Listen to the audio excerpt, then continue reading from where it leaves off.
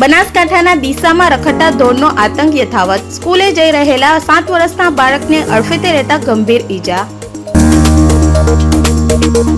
Surat Sachin JDC વિસ્તારમાં 3 વર્ષીય માસૂમ પુત્રનું અકસ્માતમાં થયું મોત.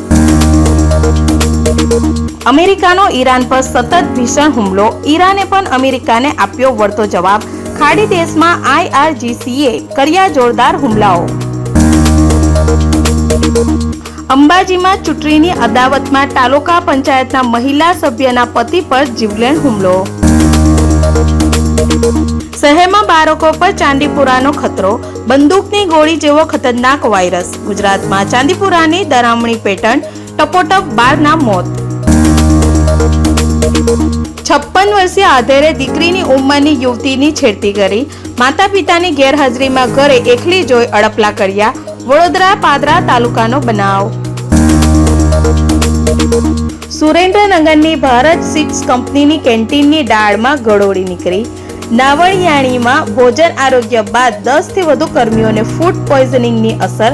મહેસાણાની હોસ્પિટલમાં સારવાર માટે ખસેડાયા. ભવનાથમાં ચોરીની આશંકામાં સાધુને લાકડીના ઘા મારી કરપીને હત્યા. પોલીસે 3 આરોપીઓને ઝડપી પાડ્યા.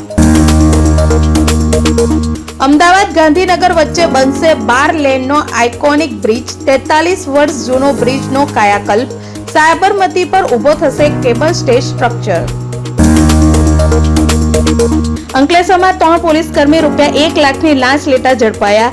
બુટલેગરને ફોન પરત આપવા ₹3 લાખની લાંચ માંગી હતી. 3 હપ્તામાં પૈસા આપવાનું નક્કી કરાયું હતું.